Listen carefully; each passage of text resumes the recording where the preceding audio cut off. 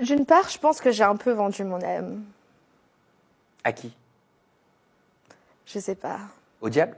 Peut-être. Pourquoi t'as vendu ton âme? Pourquoi pas? Elle a un prix, ton âme? Une âme humaine, ça a un prix? Bon, prochaine question?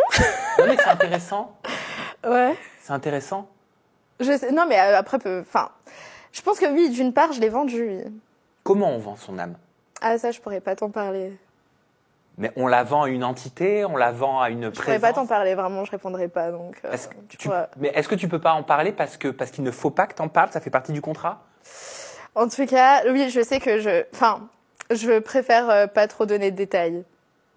Donc ça veut dire que tout ce que tu as vu par la suite, les histoires avec Carla Moreau, les Marseillais, la sorcellerie, Danaé, etc., ça t'a pas étonné? Non, pas du tout, non. Je suis pas surprise non plus, je t'en parlais à l'époque, je te disais que tout le monde était un peu dedans, donc... Mais après, moi, je dis pas que j'ai fait vraiment de la sorcellerie, j'ai pas fait de sorcellerie, genre, j'ai pas consulté des sorcières pour percer, mais en tout cas, je pense que d'une part, j'ai un peu vendu mon âme. Et tu penses que tu dois ta célébrité parce que tu as vendu ton âme ou parce que tu as fait Bon, en tout cas, des je pense conneries que sur c'est les quand même réseaux? grâce surtout à mon alter ego, qui est Raka. Mais ton alter ego, c'est un démon que t'appelais.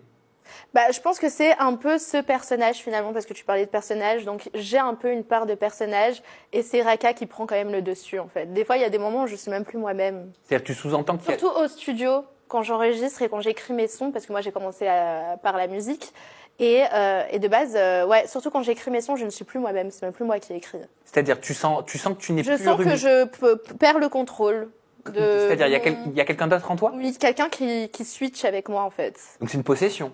Comme une sorte de possession, ouais. Et tu sens que quelqu'un rentre dans ton corps. Exactement. Ça te fait pas peur? Non.